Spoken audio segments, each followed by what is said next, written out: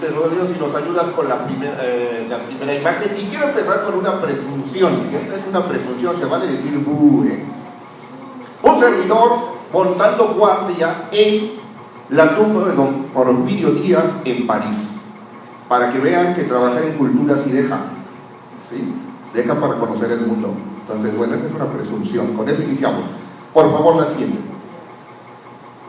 Vamos con los antecedentes del plan de Tuxtepec y por qué esta conferencia se llama el llamado Plan Tuxtepec.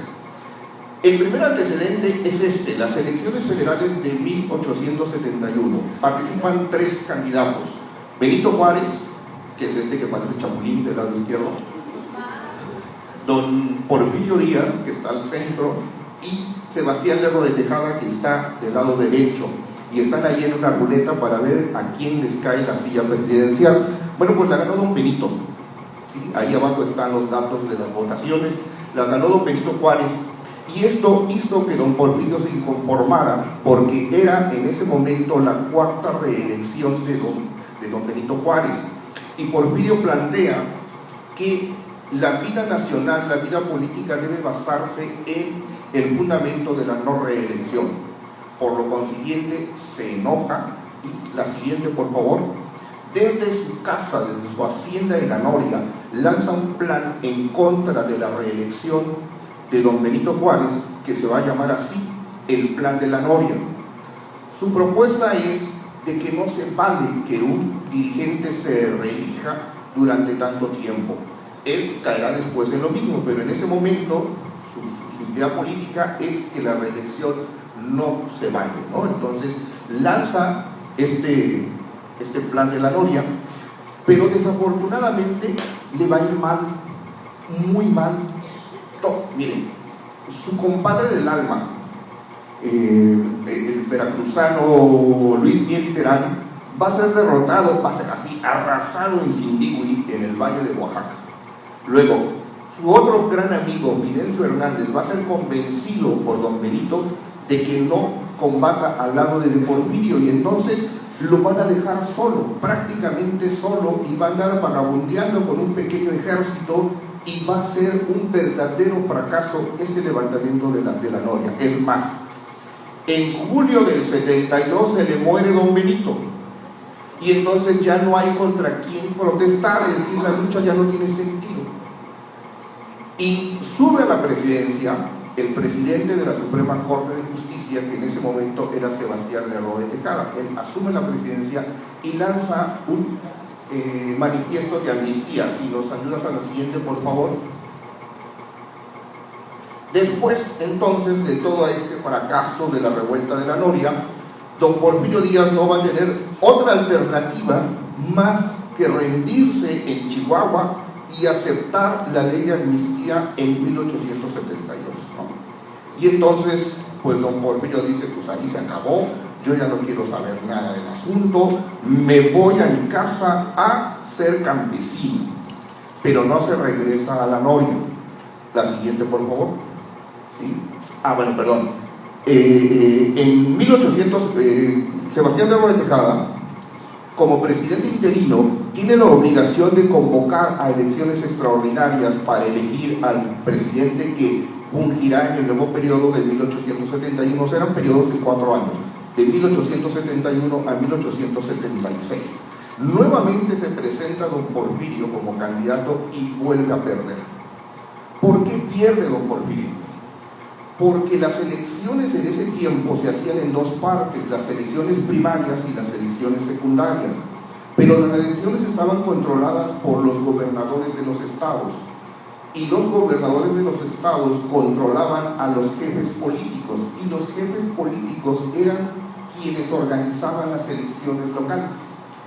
Y no importaba si la gente iba o no iba a votar, finalmente se daba un resultado, y ese resultado dependía de ese control que se ejercía sobre los gobernantes.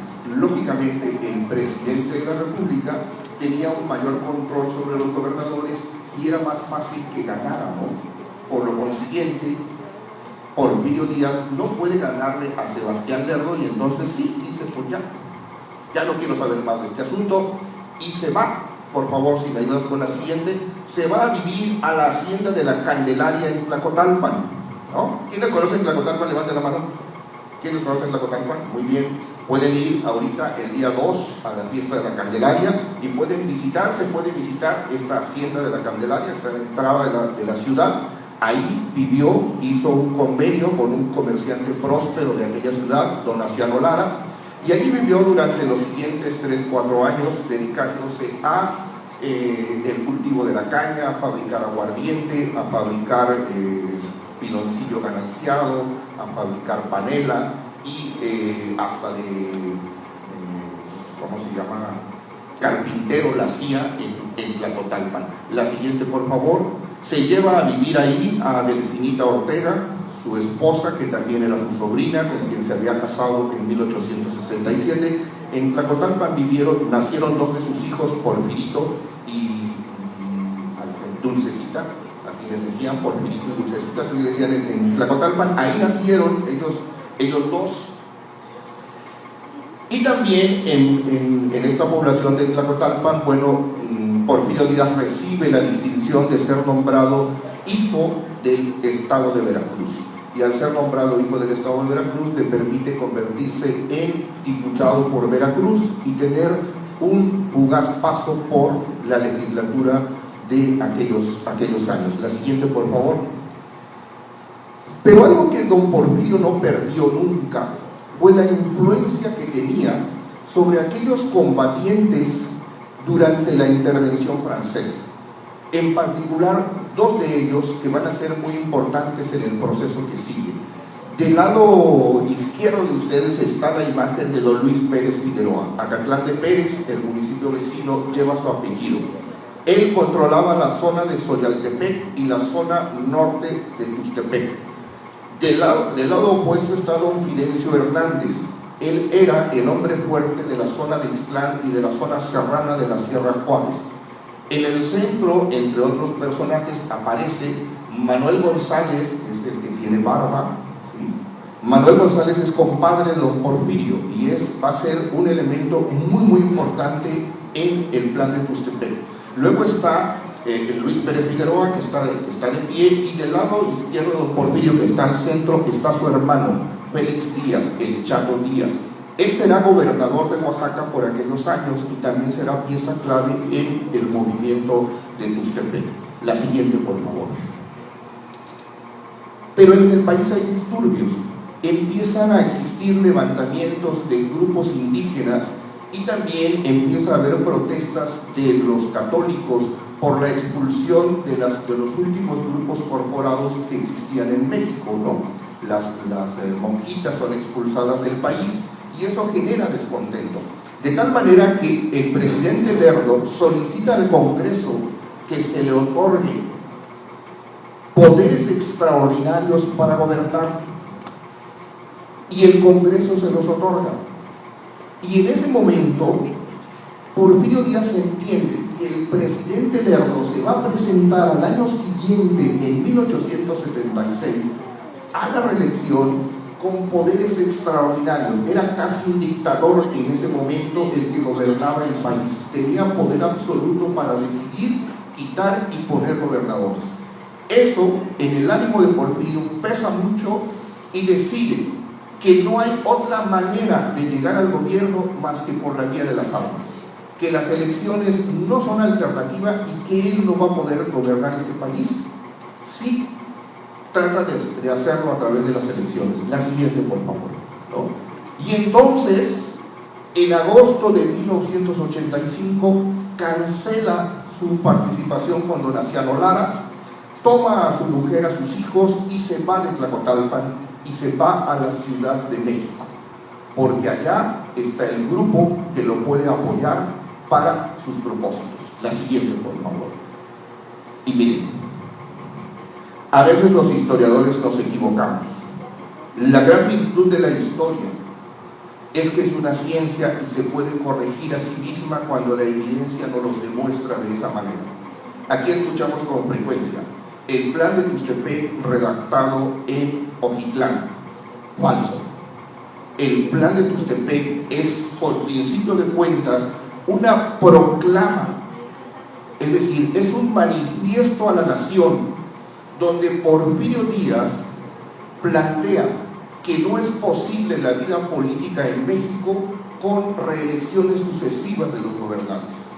La finalidad es que esa proclama nacional se distribuya a todos los jefes en armas para que los jefes en armas, por la vía de la guerra, cambien el sistema de gobierno. Y hay tres personajes clave en la elaboración de esa proclama nacional en la Ciudad de México, que son estos personajes: Protasio Tagli, Irineo Paz. Irineo Paz es el abuelo de don Octavio Paz, Premio Nacional de Literatura, que ustedes leen por ahí en los textos, y don Vicente Riva Palacio. Hay una calle aquí en Tuxtepec que lleva su nombre. Estos tres son los artífices del plan llamado de Tuxtepec. La siguiente, por favor. Vean, en las memorias de don Irineo Paz se lee eso que está ahí. Es subrayado en rojo lo que es relevante. Dice don Irineo en sus memorias: entonces, en presencia de ellos, se refiere a los jefes militares que fueron convocados para ser informados de esto. Tomando lo que me pareció más conveniente de otros planes, me puse a redactar uno a toda prisa. Sin tiempo para hacerle correcciones, lo di en el acto a la imprenta que tenía en los bajos de mi casa. Resultó que aquel mamarracho fue el plan político que se proclamó en Tuxtepec. ¿Por qué esta conferencia se llama el llamado Plan de Tuxtepec? Pues porque nunca existió un plan de Tuxtepec. Es una proclama nacional elaborada en la Ciudad de México para ser distribuida a los jefes que tenían las armas en aquellos años para que surgiera una insurrección. ¿Por qué lo llamamos hoy Plan de Tuxtepec? Bueno, pues porque por alguna razón que no es fortuita, donde tenía un mayor control y una mayor adherencia con los militares de ese entonces, era en el oriente, en esta zona donde Tuxtepec se encuentra. La siguiente, por favor. Por favor, Rosalino, si nos pasa la siguiente. Una vez que se elabora, se redacta ese plan, Manuel González, el compadre de don Porfirio, y el propio Porfirio se embarcan en Veracruz el 1 de diciembre rumbo a los Estados Unidos. Y aquí encontramos otro elemento que vamos a desmentir en un momento dado. La siguiente, por favor.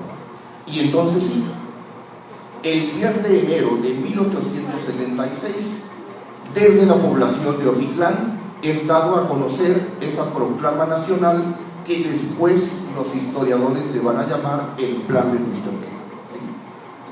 La siguiente, por favor.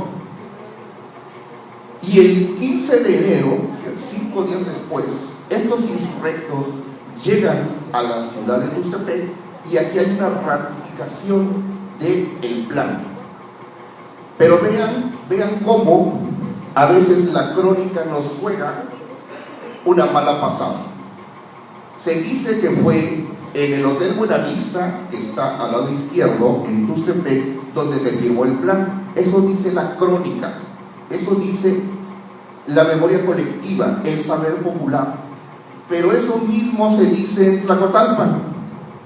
El cronista de Tlacotalpan, don Humberto Aguirre Tinoco, dice lo mismo, que fue en el casino de Tlacotalpan, que estaba donde hoy es el hotel de Doña Lala, para cuando vayan a Tlacotalpan este 2 de febrero. Ahí, dice él, se firmó el plan de Tuxtepec.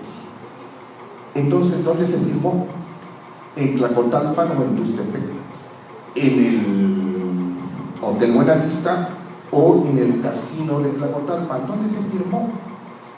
Eso dice, el problema de la crónica es ¿no? Que se alimenta de saberes. La historia se alimenta de saberes, pero trata de ratificarlo.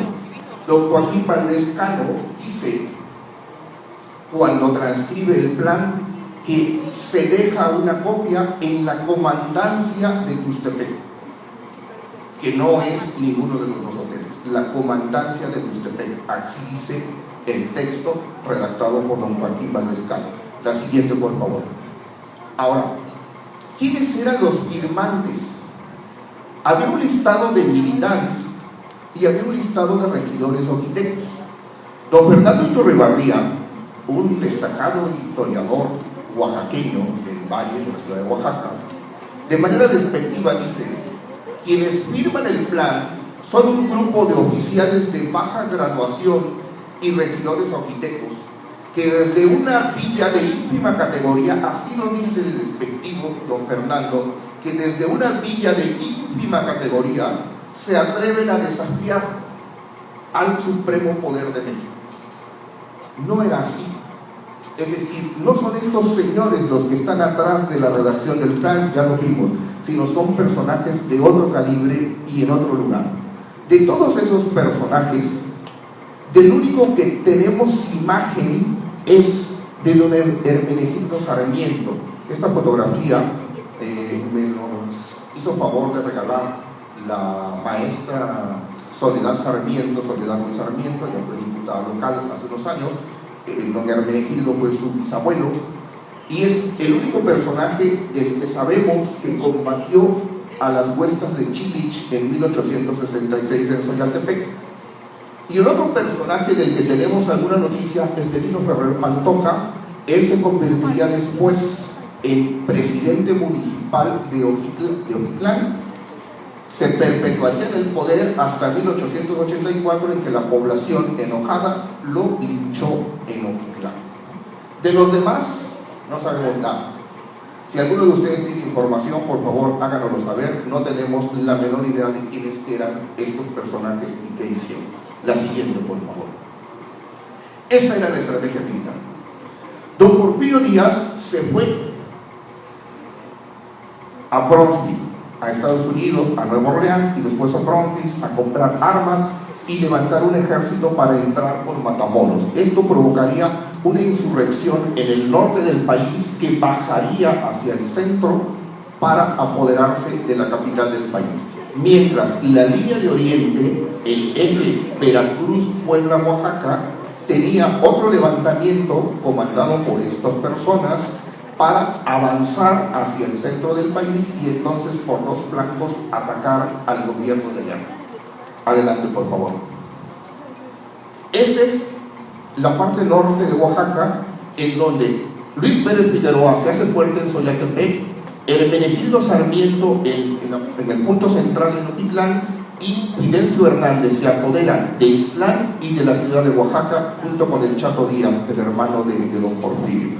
Así está controlada la parte norte de Oaxaca. La siguiente, por favor. Esta es la proclama del plan el 26 de enero de 1876 en Ixtlán. Vean que no dice plan de Tuxtepec, dice plan. Dice plan solito. Este documento se encuentra en el archivo, es el único documento impreso que existe o que yo he encontrado sobre el plan, se encuentra en el Archivo General del Estado de Oaxaca. El siguiente, por favor. Y entonces vienen los hechos de armas. El gobierno federal envía a Tuxtepec, esta cabecera distrital en ese momento, envía al general Emilio Gómez para fortificarse en Tuxtepec, y contra él vienen desde Xoyaltepec Luis Pérez Figueroa y todos esos desde Oquitlán a atacarlo. Hay un breve encuentro armado. Don Emilio entiende que no va a poder contra tantos y firman el armisticio, se retiran y los insurgentes, los levantados en armas, se apoderan de Tuxtepec. La siguiente, por favor. Marcos Carrillo, desde Cosamaloapan, avanza con un ejército para reforzar o recuperar Tuxtepec, pero Luis Pérez Figueroa lo retiene, lo rechaza, lo sitúa en Cosamaloapan, prácticamente destruye a su ejército, lo toma prisionero y por un acto de buena fe lo deja vivo. Marcos Carrillo, héroe de 4 guerras, dicen los cosamaloapeños. El parque principal de Cosamaloapan lleva su nombre, Marcos Carrillo Herrera, derrotado por Luis Pérez Figueroa en aquellos años. La siguiente, por favor.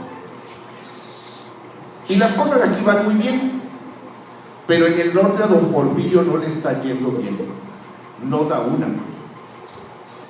Y no solo no da una, En un lugar llamado Icamole, en Nuevo León, el general Carlos Fuero le pone una emboscada y le aplica tremenda derrota, que don Porfirio llora al ver su ejército derrotado y se gana el mote de El Llorón de Icamole.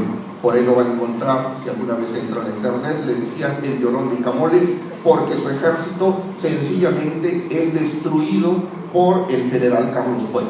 Quizás ustedes han escuchado la palabra Fuero. La palabra Fuero viene del apellido del general Carlos Fuero. En internet pueden buscar por qué. Adelante, por favor. ¿Sí? Y entonces, después de la derrota, don Porfirio necesita adherentes, y en Palo Blanco, Tamaulipas, reforma el plan para agregarle dos cosas fundamentalmente. Uno, el principio de la no reelección, y número dos, que quien asumirá el cargo como presidente interino será el presidente de la Suprema Corte, que en aquellos años era don José María Iglesias. Eso le va a permitir atraer al grupo político a su causa y también empezar a plantear esta idea de la no reelección. Adelante, por favor. Y entonces abandona el ejército, se lo deja a su compadre Manuel González y le dice: vete a San Luis Potosí y ahí mantente y yo te voy a llamar cuando te necesite. Y él se embarca en el vapor Havana para dirigirse hacia Veracruz. Va disfrazado, ¿no? Y de repente empieza a sentir que ya lo capturan, y cuando tiene ese sentimiento se arroja al mar tratando de llegar a la orilla, y va una lancha a rescatarlo, ¿no? Ahí todo entumecido. Finalmente logra llegar a Veracruz, la siguiente. Ahí su gran amigo y compadre también, Luis Miguel Terán, lo recibe en Veracruz. De Veracruz se va a Alvarado, de Alvarado a Tlacotalpan, de Tlacotalpan a Zongolica, de Zongolica a Soyaltepec, de Soyaltepec a Cuicatlán, y de Cuicatlán finalmente llega a Oaxaca. La idea es reunirse con su hermano que gobierna Oaxaca y montar un verdadero ejército, un ejército capaz de enfrentar a don Mariano Escobedo, que dirige a las fuerzas federales. La siguiente, por favor. Y nombra como jefe de la línea de Oriente a don Juan M. Méndez, don Juan Nepomuceno Méndez, que es un poblano dirigente del ejército en esa fracción de la zona de Puebla. Él será el presidente interino cuando gana el movimiento. La siguiente, por favor, ¿no? Y ya levantado el ejército, con todos los adherentes, ¿sí? La batalla decisiva se da en este lugar, en la hacienda de Tecuac, en Huamantla. El 16 de noviembre de 1876, Porfirio Díaz enfrenta con su ejército al ejército de Mariano Escobedo, que defiende la causa del gobierno. Y don Mariano Escobedo le empieza a surtir a don Porfirio y le empieza a ganar. Y la batalla prácticamente está decidida en favor del gobierno federal. Y entonces la siguiente, milagrosamente, aparece don Manuel González. Ha desobedecido la orden de don Porfirio de mantenerse en San Luis Potosí y ha avanzado con su ejército desde San Luis hasta Tecuac. Y entra en el momento en que prácticamente el ejército de don Porfirio está perdido. Y con las fuerzas de Manuel González, los porfiristas se alzan con la victoria. Y esa victoria va a ser la que va a permitir dos cosas importantes. Uno, que se inicie ese periodo que en la historia se conoce como el porfiriato. Y número dos, que todos los pueblos y todos los grupos y los generales que apoyaron a don Porfirio vayan a tener y vayan a disfrutar de las ventajas que significa que don Porfirio llegue al poder. Tuxtepec, Ojitlán, Jalapendía, Xuscatlán, Soyaltepec, todas estas poblaciones recibieron durante el porfiriato una gran cantidad de beneficios, ¿no? El telégrafo, por ejemplo, se instaló telégrafos en todas las poblaciones, aquí don Porfirio regalará un reloj que estuvo colocado en la catedral, en una torre afrancesada que existió en aquellos momentos. Entonces, la batalla de Tecuac es decisiva para el triunfo de don Porfirio, porque es el que va a permitir que finalmente, por la vía de las armas, alcance el poder. La siguiente, por favor. Miren, otra vez. No saber nos hace cometer errores. En el 2008, una investigadora de Tlaxcala convenció al presidente municipal que en Tlaxcala, en los archivos de Tecuac, existe un listado de muchos combatientes tustepecanos que murieron. Y entonces, en el ayuntamiento de Huamantla y el ayuntamiento de Tuxtepec se hermanaron y elaboraron unos monumentos a los caídos en Tecuac, ¿no? El que está del lado izquierdo es el de Huamantla, y bueno, el que está del lado derecho es el de Tuxtepec, ¿no? Hay una gran diferencia en mantenimiento y en la forma en los dos monumentos. Lo interesante del asunto es lo siguiente: después del levantamiento de Ocotlán, a todo mundo que apoyaba a Porfirio Díaz le llamaban tustepecanos.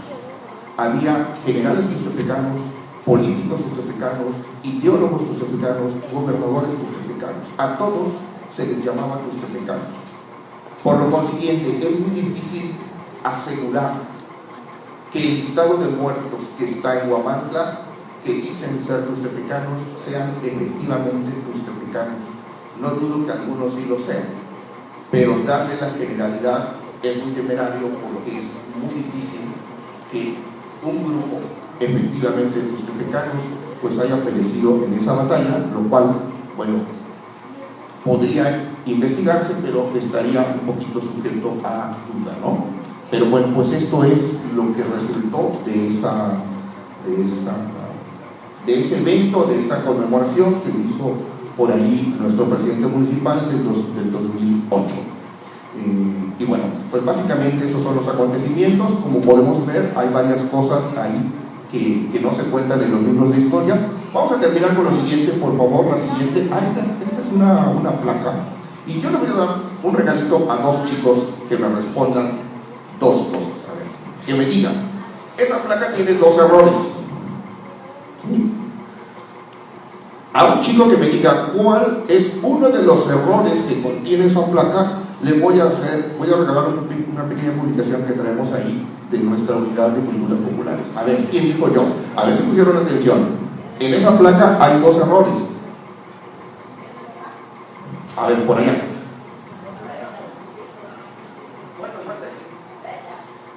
La fecha, ¿no? El plan se ratificó en esta ciudad el 15 de enero de 1876 y se lanzó el 10, 5 días antes en Ocotlán. A ver, por aquí.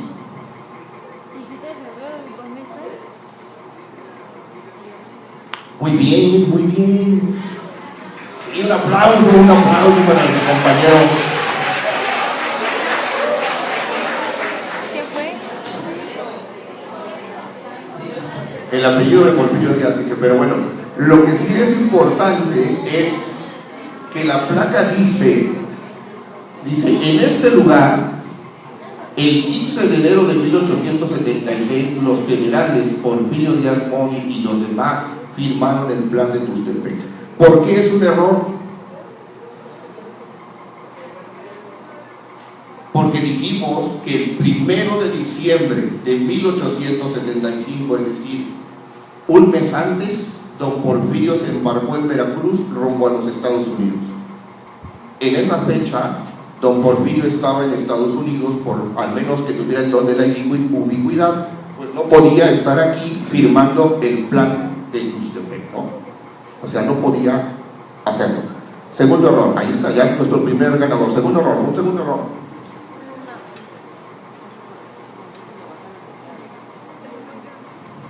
Segundo error histórico. Oh.